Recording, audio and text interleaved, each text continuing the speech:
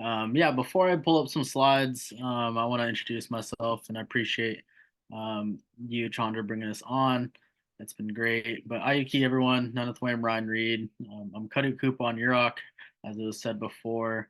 I grew up immersed in culture, grew up in my homelands in Northern California, what is now Northern California, and currently residing on Ohlone land in Berkeley, California right now. So it's great to be here. I appreciate the invitation, and it's always a good evening to discuss fire at any degree. And I think it's one of those things that everyone's either growing curiosity or growing their initiative and effort towards fire, whether it's fire policy, practices, and everything in between. And so it's great. It's a good day to talk about it.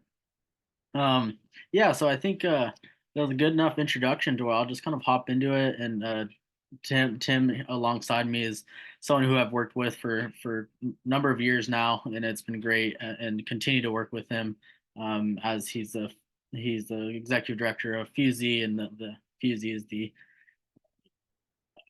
fiscal sponsor of Fire Generation Collaborative. So definitely thankful for Tim, all the work he's done in the past and continues to do in the future with us at FireGen.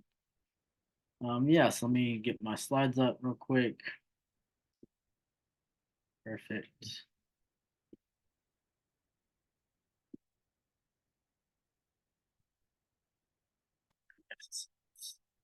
Um, yeah, so to kick it off, I like to kind of ground everyone as I speak, more specifically about who I am and where I come from. And so, as I mentioned, I grew up immersed in culture. So there's a little snippet who a colleague and actually co-founder of Fire Generation Collaborative, Kyle Trefney, has developed the phenomenal illustrations in which you'll see this evening.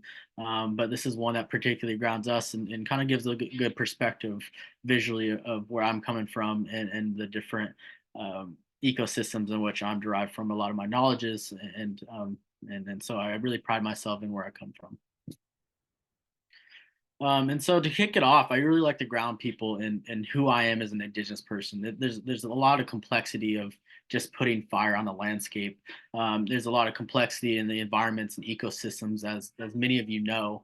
But it's also when it comes to Indigenous practitionership and our connection to landscape, there's so many different things. And so I grew up with what I'm framing here as the world renewal umbrella, meaning that everything that we talk about, or everything that I talk about, the things that I believe in and how they intersect, all kind of fall underneath this world renewal umbrella. And so, again, a great illustration of all the things in which we value, but how those things really connect with each other. And so, as I've highlighted here, in which I'll kind of talk to throughout this presentation, really starts with this concept of a place-based religion, meaning, and that significance with that term or that concept is vital to our understanding as we're talking about fire. And so I believe that fire is a giver and taker of life. It's one of the few things that can do damage, but also can supplement and revitalize certain landscapes. And as Indigenous people, we've grown over millennium since time immemorial of using fire as a tool and and having that sense of reciprocity with the landscape. And so when it comes down to it, it's really intermingled with us, not just as practices or ecosystem services, but even a deeper level of spirituality and a responsibility to the landscape. And so that's the perspective a lot of many Indigenous people, especially in the Pacific Northwest, have that same similarity, if not this, of responsibility to the landscape.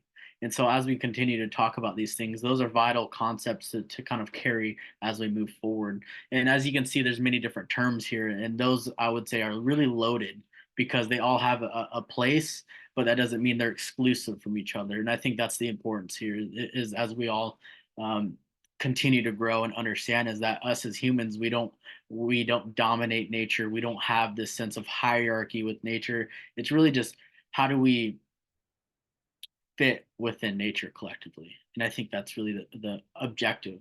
And so another thing I'll emphasize here is the ecocultural management.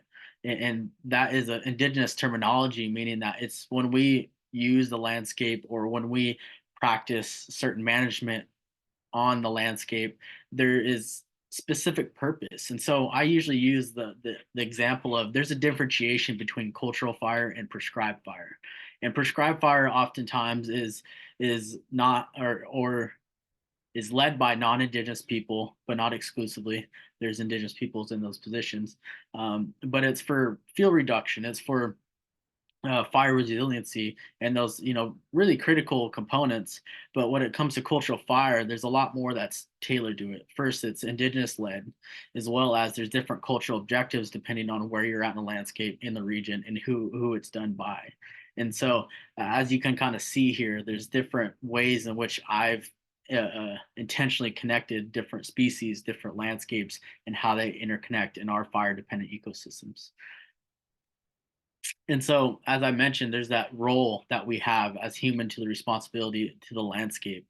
And so the necessity, excuse me, of land-based religion is having those reciprocal relationship to the landscape. And this is a diagram that was uh, brilliantly crafted by Kirsten Vignetta when she was at University of Oregon at the time, just about how the ecosystems interact with each other, the different places that they have. And there's actually one of the few things that I have seen here, which why I use in his example, is because humans is in there. It has a role and is a role as stewards, as activists, as land managers. And that's a critical point as we're talking about fire policy, as we're talking about what are we supposed to do with this wildfire crisis that we're having to deal with right now, right? And so a lot of times I grew up understanding these things. What I talk about as the first cup of coffee in the morning with my dad and other family members is talking about these things. How do we connect with the landscape and why we can't connect to the landscape? Again, oftentimes I kind of grew up with frustration and anger of why don't we do these things, right? We talk about them and we have a good idea of how to do them, but why can't we do those things, right? And so that's a critical understanding as where indigenous people come from, is that it's not just what we know, but it's also why we don't know. And so it's really important to frame it in that way as we continue to move forward and progress of implementing and using fire as much we once did in the past. And so, again, that question of why are things the way that they are is because of this quote here. I won't read it to you, and I'll let you all read it yourselves. But basically, the point of this is that there's a violent history in which we're not acknowledging oftentimes. I step into spaces about wildfire, and they want to go strictly into the Western science. They want to talk about fire and its impacts, but really, embedded with those different colonial wildfires is the stigmatization and demonization of wildfires. And that starts with specific agencies, but also certain leaders. And so that framing is what I usually start with. I always often say too is that you got to start at the basement before you even get to the first level when it comes to fire. And so oftentimes, especially within fire suppression, is that the histories in which whether it's the land or the history of wildfire collectively isn't talked about. It's not institutionalized. But what is institutionalized is the suppression of fire. Why don't we use fire? And who were the original people who used fire before European contact? And how that has been manipulated and how has it changed over time? And so this is actually a forest ranger in my hometown. And so this is kind of oftentimes you're like, oh, why don't it's a question that I ask myself, and I'm sure other folks ask themselves as well, is why don't indigenous people have the ability to practice their religion essentially, right? And this is the institutional racism that we're talking about here. It's violent. It's colonial and as well as erasure, right? And so I often talk about the term of eco-cultural genocide, is that that severness of um, various elements in which it is critical to us as indigenous people, whether it's our identity, whether it's that connection of mother-child bond. The necessities for you to operate as a human is separated and severed strategically by the federal government as well as other white settlers, and continues to do it today. And so the need for use of fire is a human role within our ecosystem.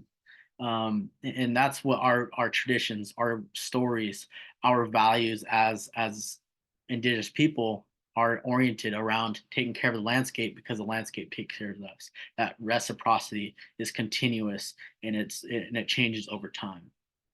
And so oftentimes I connect them personally is when we're not able to have connection to our medicines, to our foods, to our practices, as well as the severness of relationships through severed practices. If we aren't able to uh, fish, if we're not able to gather together, that's also the intersection of how we connect with our relatives, how we connect with people, our neighbors. And so when it comes down to, I'm talking about health and well-being in our communities, and it's all interconnected.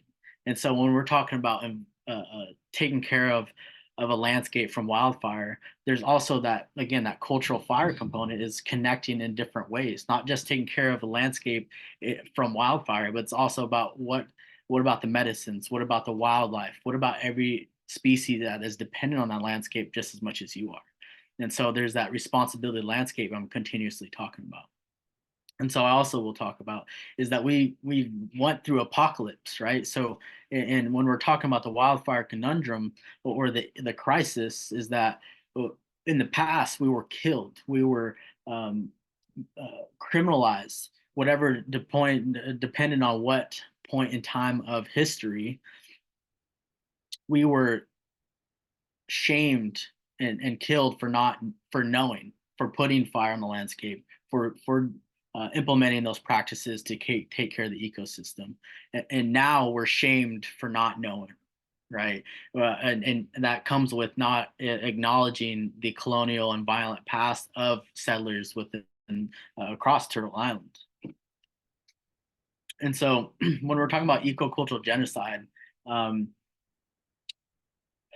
it's really difficult to understand, right? It's a loaded term, but when you get on the landscape and you start to think about the specific species that are disappearing, or the different landscapes in which have historically operated or seen or look the way that it is, the ecosystem integrity is being diminished as we're also excluding fire from these different systems.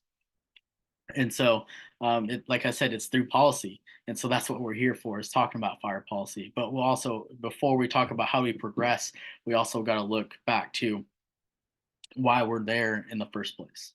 Um, and so these are some pictures that are kind of significant. And I think the purpose of this is to emphasize the world collectively understanding the importance, the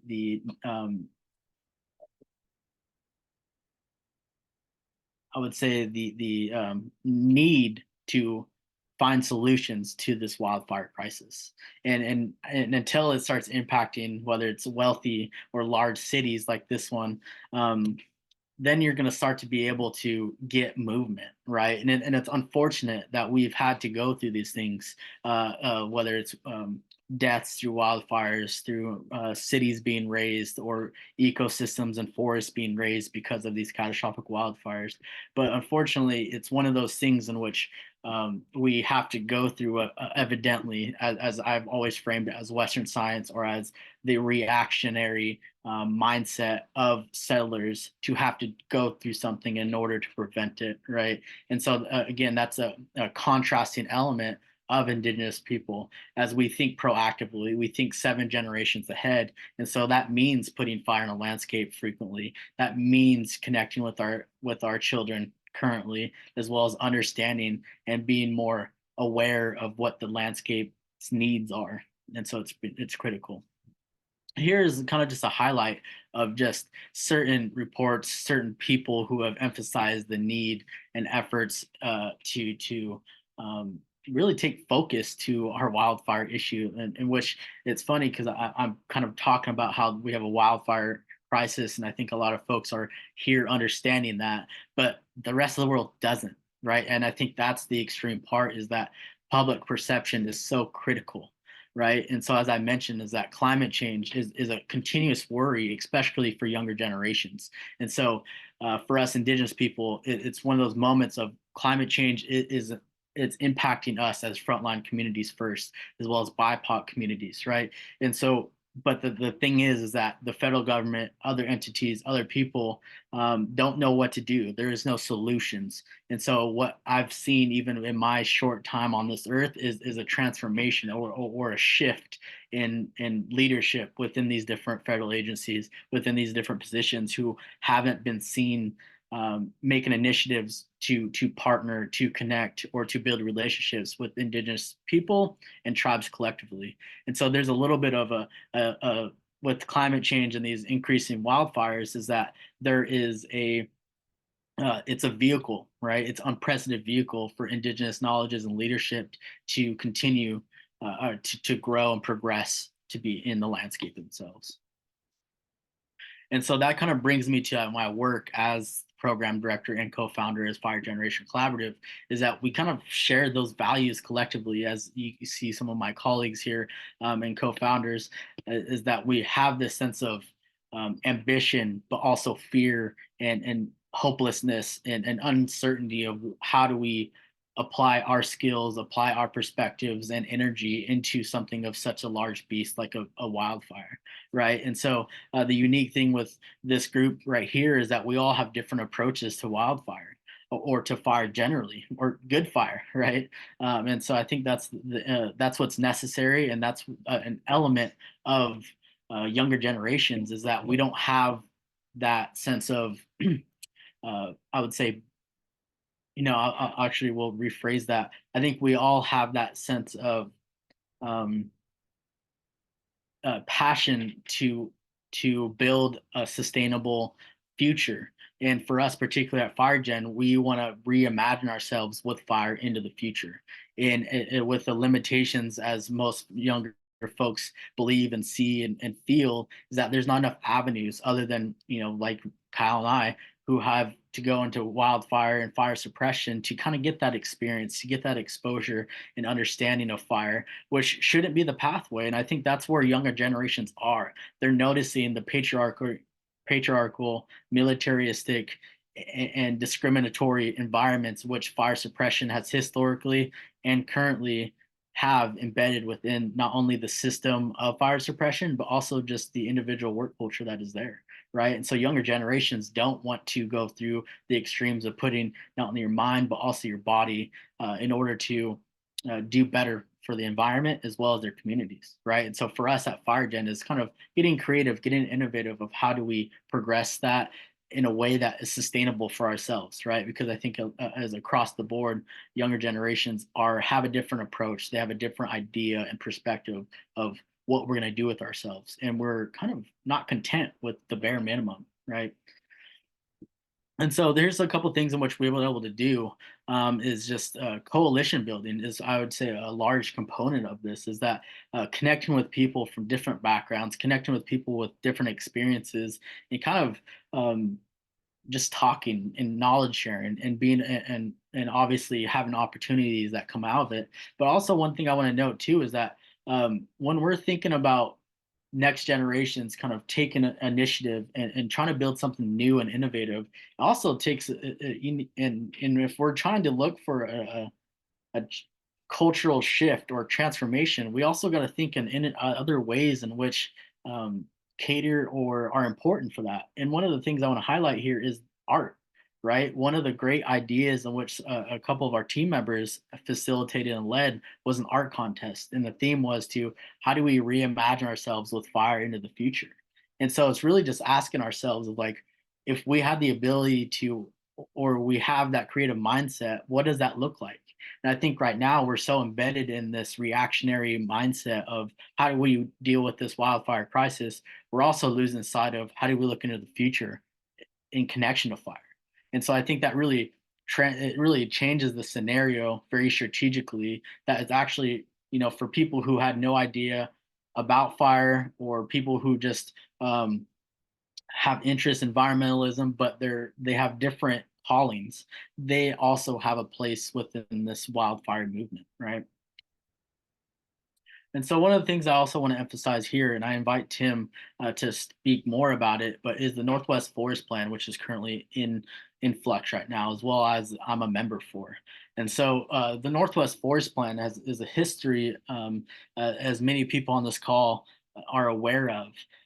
But it initiated in 1994, and it is essentially to protect and sustain old growth and diversity in those ecosystems, as well as protect endangered species and everything else in between, right? But one of the crucial elements, which I'm in my position on the Federal Advisory Committee, who is making amendments to the plan, is the need of inclusion, meaningful inclusion of Indigenous people within the area, which were previously excluded entirely from the process in 1994. And so, what we're able to do right now is find different ways in which are very creative, as well as looking into the future of sustainable management practices, as well as and not exclusively, but including and centering Indigenous traditional ecological knowledge or Indigenous science, right, as synonyms. And so that's really what is what I'm ambitious about is our efforts to change the paradigm on a political as well as transformative level. And but also with that needs to be coupled with our public perception, our ability to grow comfortable as a unit into using fire as a tool. And so I won't go through each one of these, and I want to give time to Tim. But really, one of the things in which us collectively, and what I kind of went through in a quick way, is just about what we're asking of the broader fire world. There's so many different people who do fire work or do different practices, but there's also many elements that are left out through those things.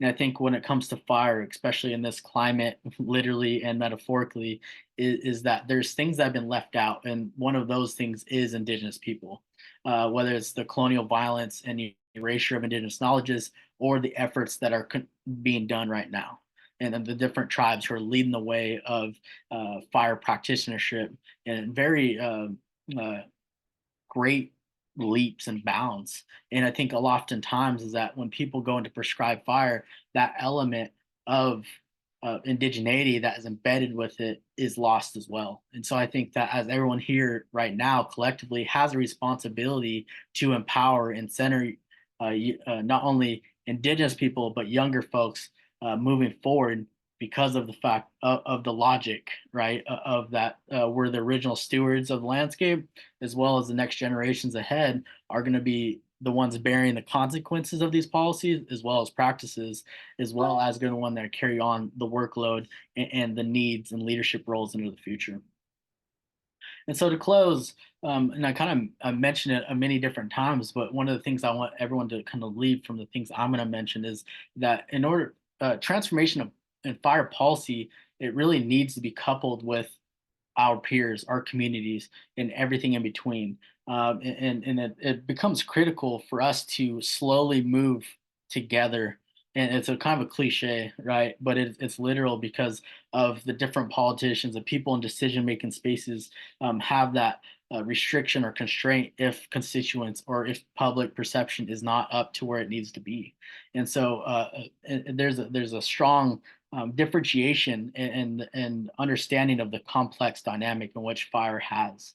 It's not as simple as putting a prescribed fire on and it's good to go, or it's not as simple as catastrophic wildfires raising the landscapes. There's a lot of complexity here, and really, essentially, what I'm doing here is bringing up more questions than answering them today, right? And again, I mentioned numerous times is that centering Indigenous leadership throughout the progress, whether it's fire policy, whether it's community practices and protection, or wildfire resilience, is that Indigenous leadership need to be centered, right? Whether it's directly including tribes into consultation processes, different projects, or it's really centering and acknowledging the violent past that has the reasons why Indigenous people aren't in those spaces, right? And so there's various different ways, and it's up to everyone else's as um, allies, right, or as people who really want to work and shift our society into a fire adapted society to center those Indigenous voices and folks as leaders into the future. And as I mentioned, younger generations are the priority of these different policies. They are folks who probably are the most ambitious, the most uh, probably passionate when it comes to climate related issues. And I think there is a huge transformation from generation to generation, of that sense of responsibility to do something now. And so, how do we cultivate that? How do we create and bring that together that is going to be productive and progress us, and use that energy moving forward? And so, yeah, I'll close there and pass it over to Tim. But I think that there's a lot of great things, and I'm looking forward to questions for the end here. You're welcome.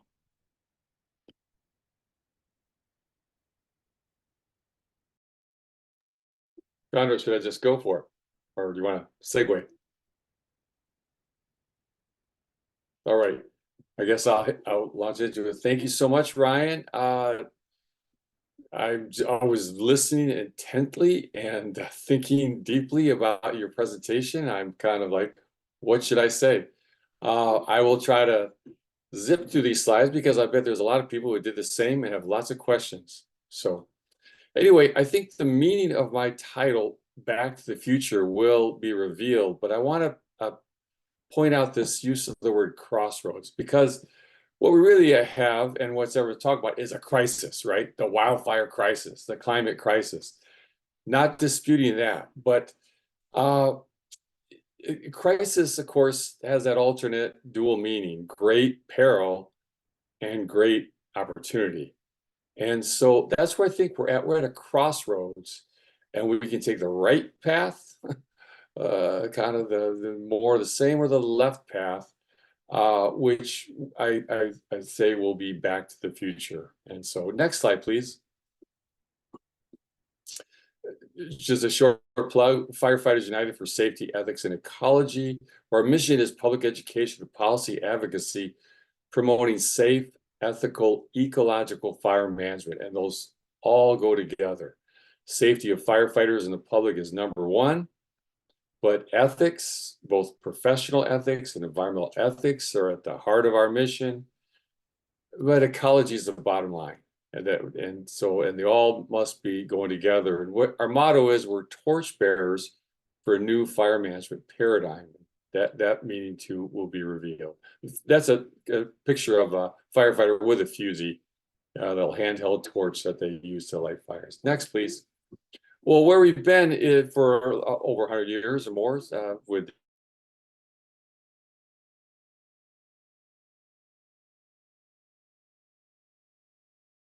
firefighting. But really, and the war metaphor is pervasive in the very language of fire management. But, the language structures the relationship and the behavior. It sets people up for a combative relationship with fire. And fire is a force of nature. It's one of the four foundational elements of life. We must really think about, what does it mean to be forever fighting against fire in this, dressed up militaristic way? You're really fighting against Mother Nature, and firefighting should be called forest fighting, and it's not a good place to be. Next.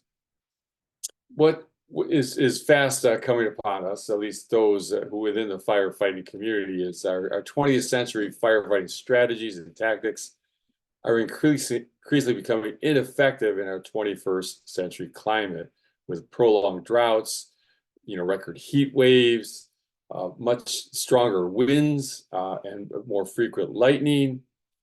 And basically, at certain times, places, conditions, any tiny little ember can ignite anything on the ground and cause a conflagration over time. Next, please. And firefighting becoming more risky for firefighters, more expensive to the tune of billions of dollars. We now have a budget of $4 billion for fighting fires this year. More damaging to the land in all ways. Just pounding on the soils, the streams, the wildlife habitat, forest itself, but less effective. We're spending more money, we're causing more damage, we're putting crews at ever more risk and becoming less effective. Well, fire suppression its goal is fire exclusion, and it's not just futile, it is failing. And so here's a good example. They tried everything to stop a big fire. All they did is just lit it up and backed off, burned out, and just, I used to say firefighting was an extreme sport. Now it's becoming more a spectator sport. So next, please. And fire exclusion is a real goal. So fire suppression is a means. And particularly in my day, when I was a firefighter, our strategy was save the investments, all those plantations.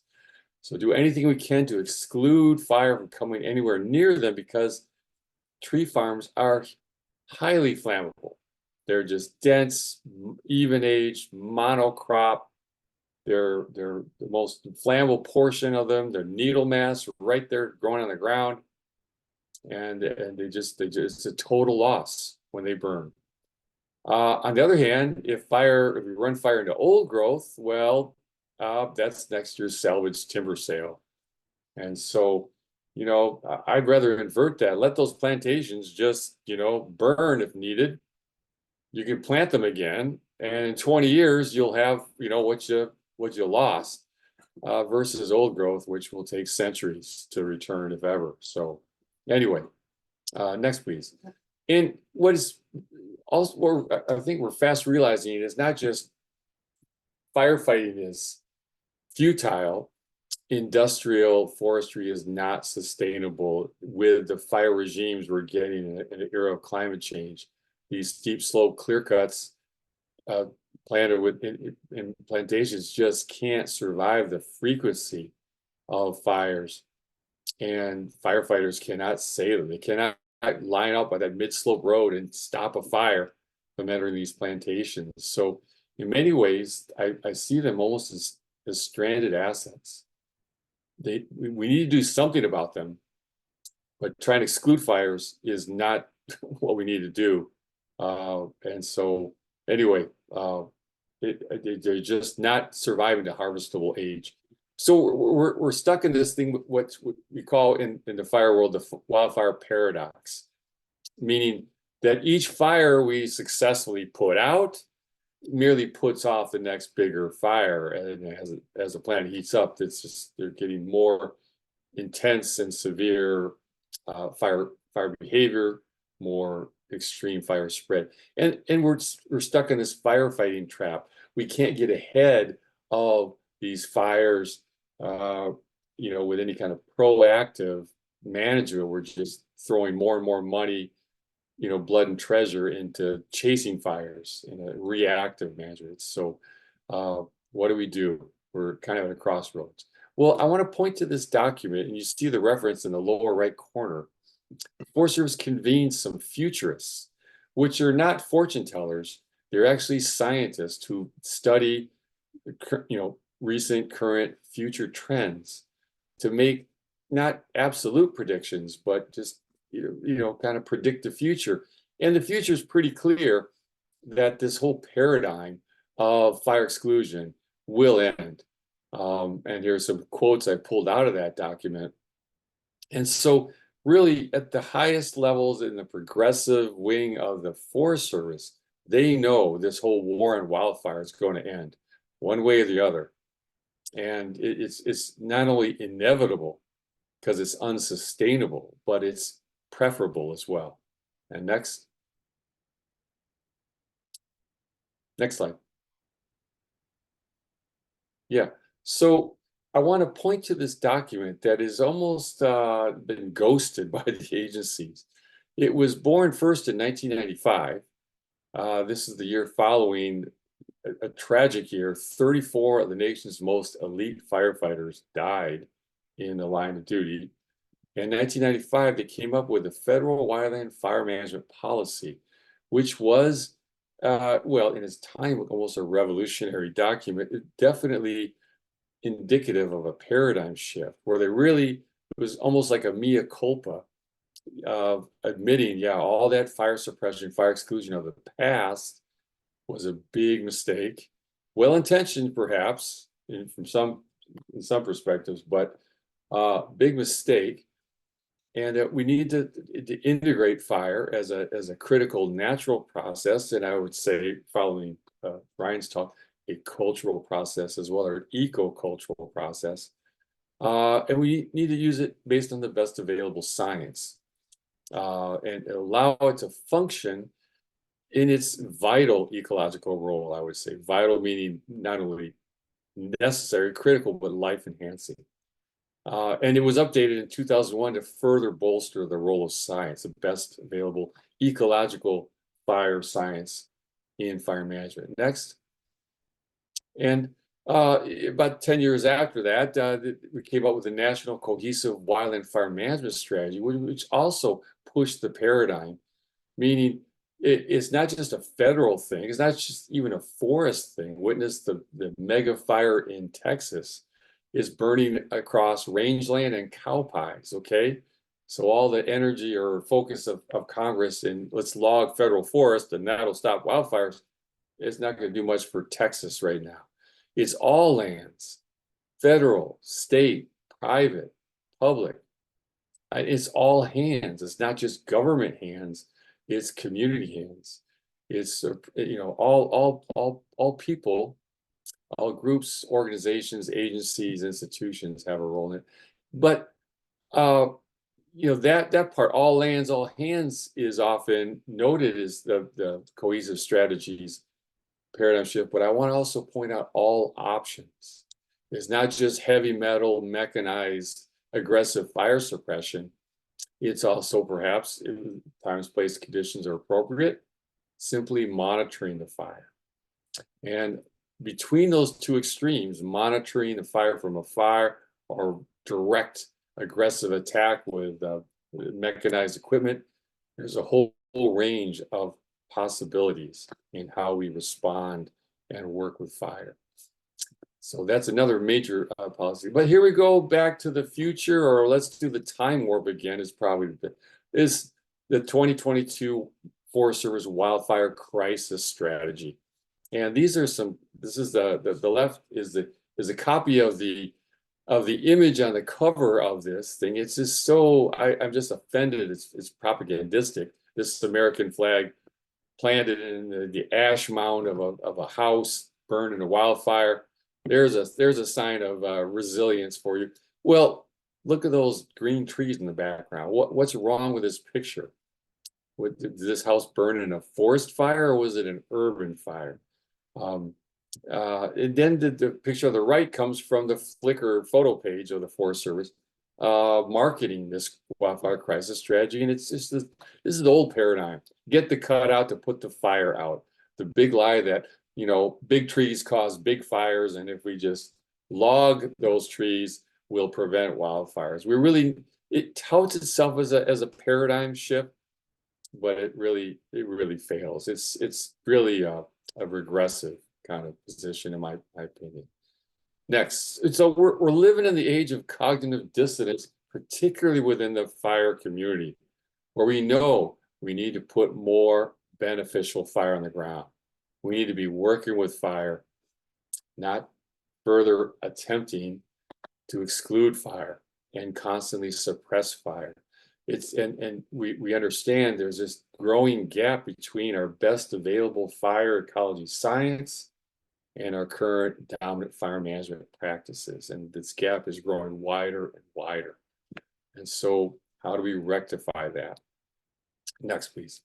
Beyond a new policy, I'm going to say we need a new fire philosophy. Basically, that's what a paradigm is, a kind of worldview. By the way, this is just a book cover to illustrate that notion. Do not buy this book. It has nothing to do with fire management, but it kind of illustrates my message here. We really need a new ethos, a new identity, a new mission for fire management workers, more as stewards than soldiers, more as as workers than warriors. And I draw a lot of inspiration from Indigenous science, the legacy of Indigenous land and fire stewardship.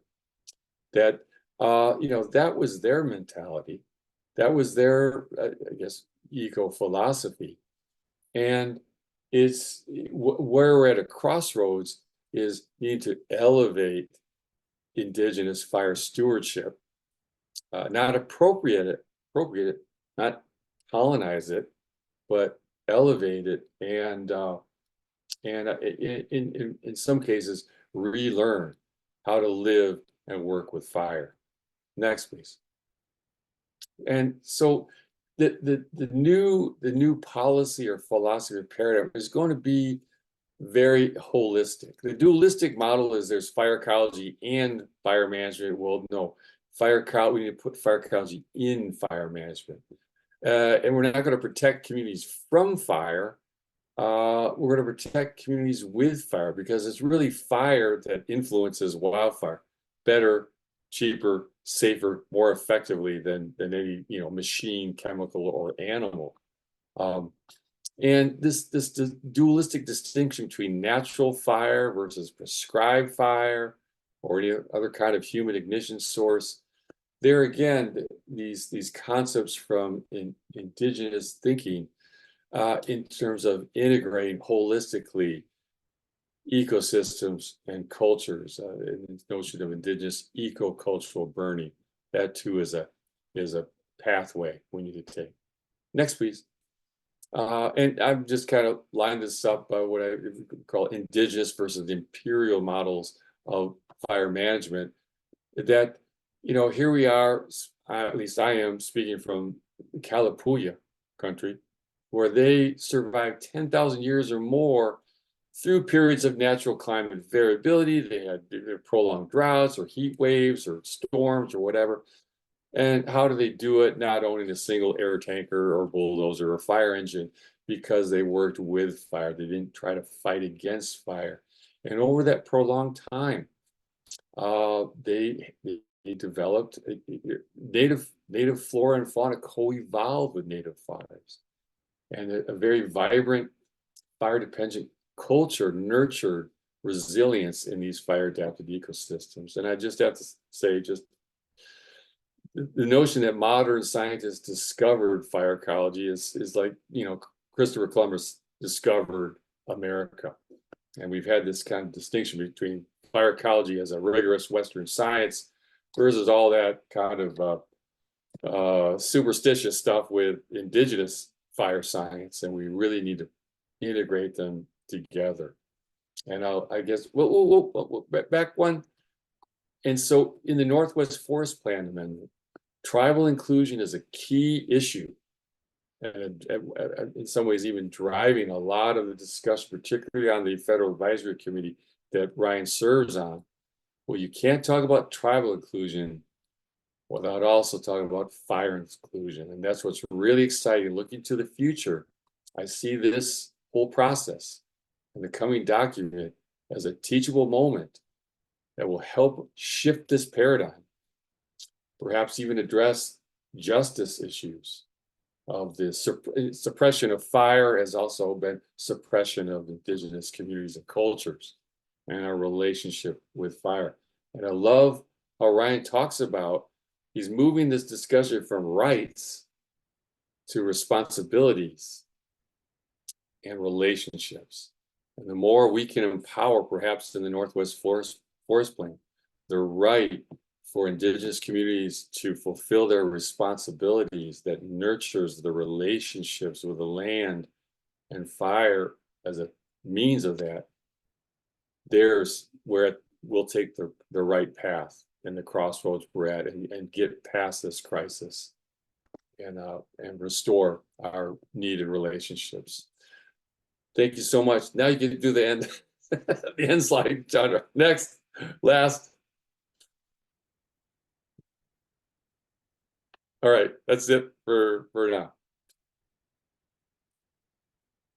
There you go. Thank you.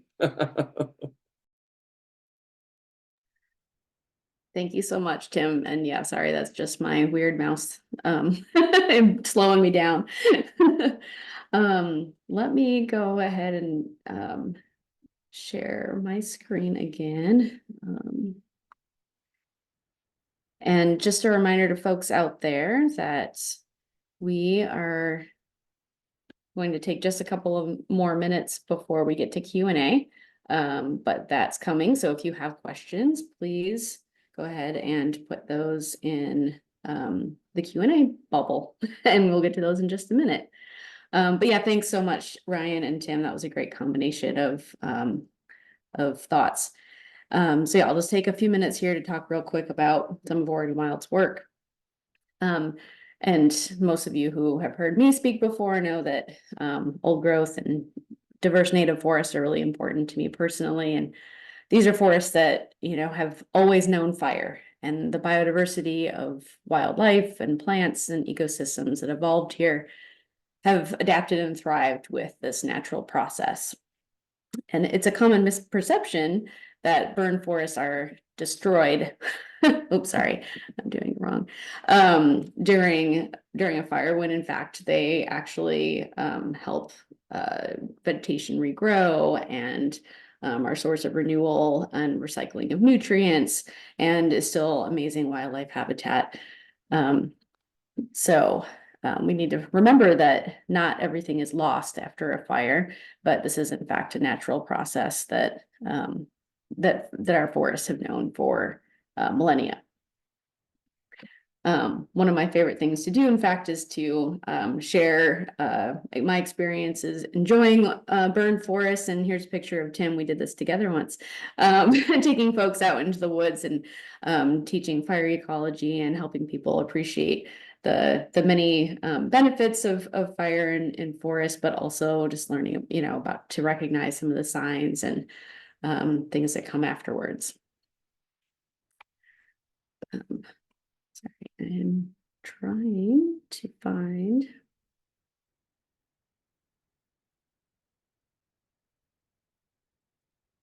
You can look at that ugly picture for a minute.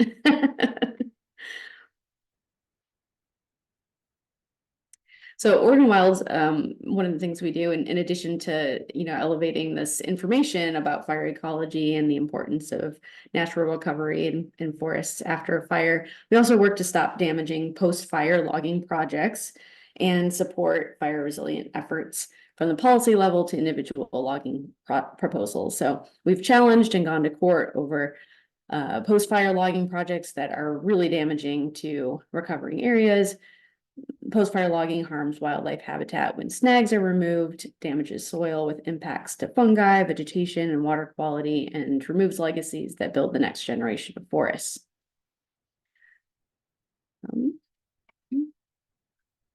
We've also been supporting policies and legislation that directs funding and other resources towards helping communities better prepare and adapt for climate-driven fires and smoke impacts.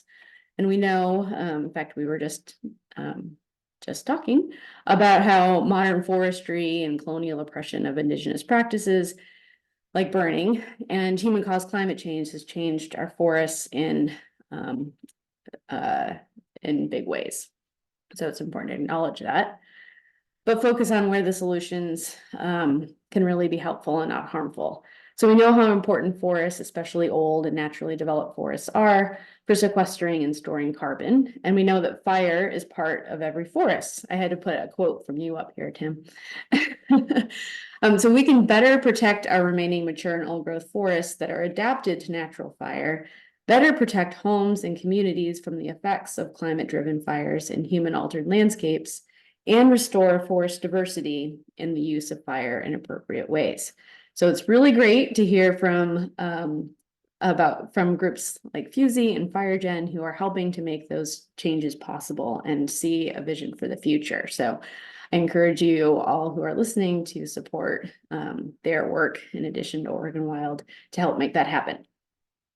So that is all I have. And again, if you have questions, I will get to those in just a minute. Stop sharing my screen. Okay, so looks like we have a couple of questions. And my mouse will allow me. I will get to those. So somebody asked a question about what evidence we have about the extent of native fuel management in Oregon and whether, the charcoal record, or I will say any other sort of research supports the thesis that they're around native burning. So I know that can get into different regions and it's different in different places, but if either of you want to address that, that would be great. Yeah, I'll take a response to that first. I think that it depends, right? I think it depends on where you're from, the regions, but I would say the framing of this is very Western science and colonial driven. Of that, we need to see something in our eyes. We need something to validate it, right? And so I think that that's an important concept to think about. And so there's that component. Another component of just the charcoal and I guess the fire scars within dental chronology does have a limitation, as there's certain intensities of fire in order to do it, especially depending on what type of tree you're talking about, right? So there's a lot of complexity there. And I would say specifically from my oral traditions is that we have we have oral traditions, we have oral histories that talk about our ability to manipulate the landscape or use or to implement the fire into the landscape in order to serve specific ecotypes. And so I think that the evidence there is that there are certain legacies of specific species in certain areas in which aren't often regular, right, or are quote unquote not atypical, right? And so there's a lot of evidence of cultural fire within different ecosystems, and so that is one of them. Um, and yeah, so I would say that it just depends on what do you need to justify for indigenous cultural burning to be implemented on the landscape.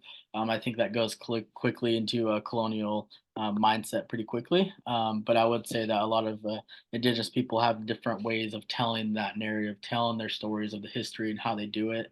And I would also say that as indigenous people have lived on the landscape for geological time, 10,000 years, in scientific meaning for us it's been time immemorial, is that we've never had issues with catastrophic wildfires. We never had issues with natural lightning fires and coming up onto our areas in which we live and which we need.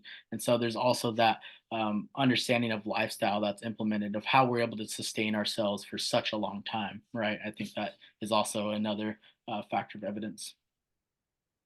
Great Great. question. Great Yeah. question. Yeah. Thanks, Ryan. And yeah, there's so much to learn. Yeah, go ahead, Tim. I'll just add, I was at a meeting with the Grand Ronde tribe on the reservation, and they taught me that the original name for that place was Chichalu, not Grand Ronde. That's some French thing, right? Chichalu means land of burned timber. And it actually was a major travel corridor from the Willamette Valley to the coast region, where fire was used to kind of keep, the forest open. Spirit Mountain, which looms above, was relatively lightly forested. Now it's densely forested with second growth plantation. So the evidence is not in the landscape here and now, it's evident in the language and the oral data, if you have to call it. And it was very instructive.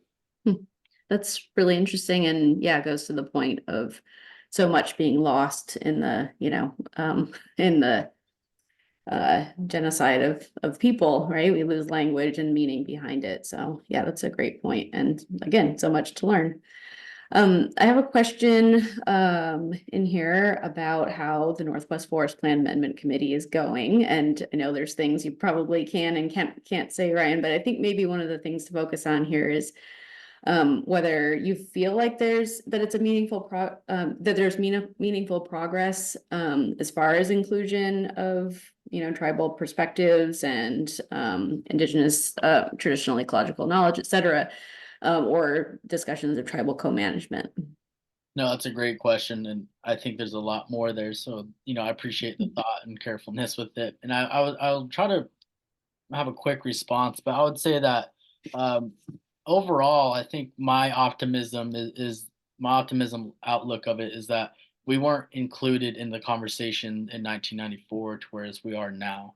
And the amendment process allows us to implement very strategic, very profound language and guidelines for the Forest Service to follow that in some areas have no uh, um, implementation, right? And so I think that the Northwest Forest Plan has the large potential to really lead the pathway for the inclusive of not only Indigenous tribes beyond consultation, which in my opinion is very minimal and not adequate in terms of what it means to have co-management, co-stewardship with landscapes within Indigenous tribes, or even have meaningful relationships with tribal entities. Is that consultation is very minuscule, and I don't think people understand that consultation, federal to federal consultation, which the Forest Service or the federal government collectively does, is not very, you know, uh, consistent or adequate throughout history. But I would say that that's great. My other more specific answer from my position is that I think that there is the leadership is also an element in which I think is also being a little bit more susceptible and understanding of how things are going to affect tribes into the future and what we need to do. And so I think that there is I think one of the difficult things is that the timeline is very tight, and it's really inadequate for tribes to engage on a fundamental and a critical process. And so I want to emphasize that.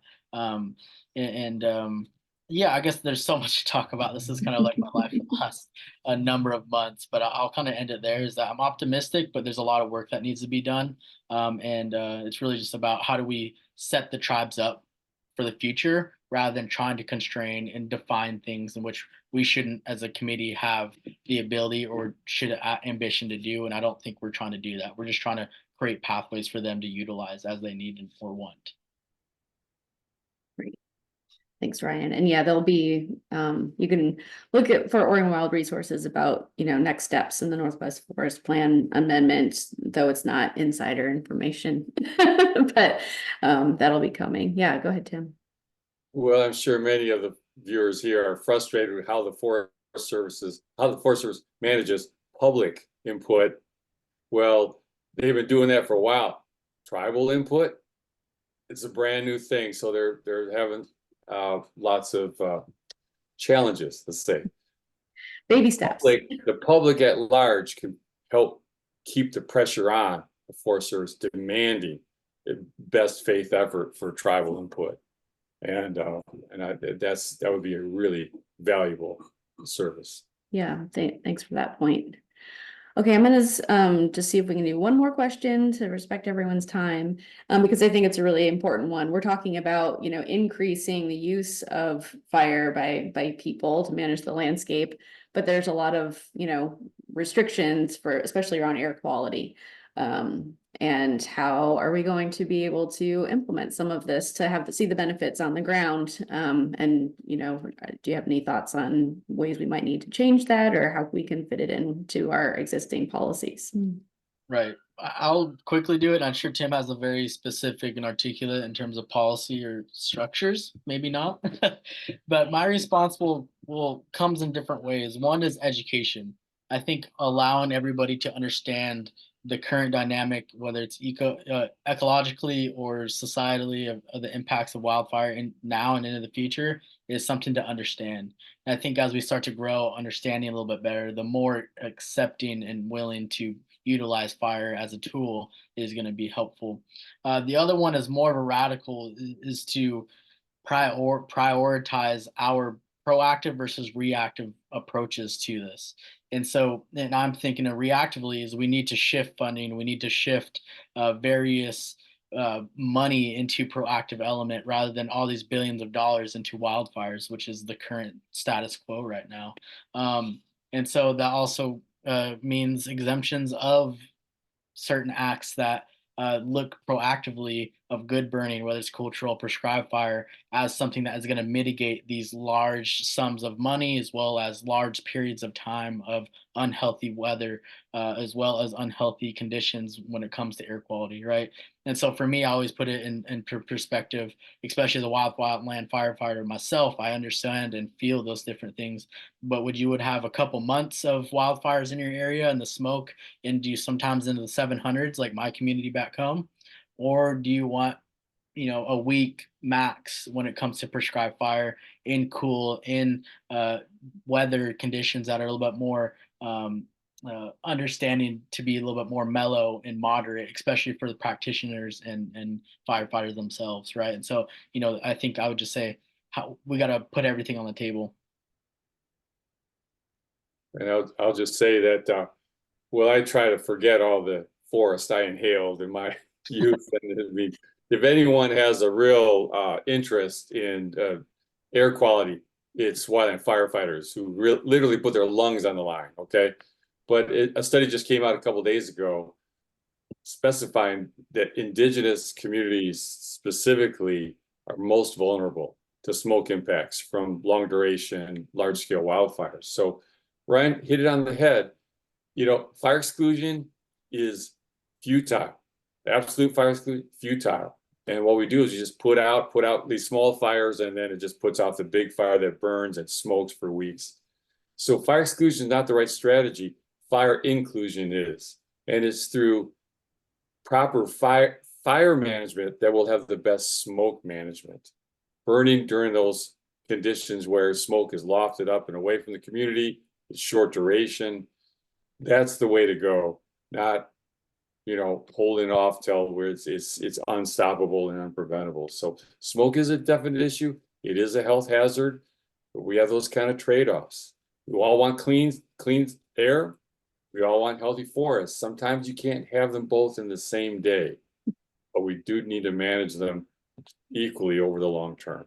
So yeah, thanks. And using sort of many different angles. So education, as you said, Ryan, and maybe some directing funding towards things like smoke shelters for communities, to keep them safe when it's really important to use fire. All sorts of angles. And of course, forest management. I see people are dropping questions about, can we please stop clear cutting? Yeah, forest management is, of course, linked with fire management and fire policy. And follow Oregon Wild for more on on some of that stuff and what we're up to, as well as I know Tim and Ryan probably have their own thoughts, but we'll have to leave it there for this evening. And if folks want to check out the recording tomorrow, we'll have some added links there, and I can also make connections between our presenters tonight and you if you have follow-up questions. So thanks again to Ryan for joining us, for Tim for joining us, and for sharing all of your thoughts. And thanks for being here. So good night. Thanks for having me.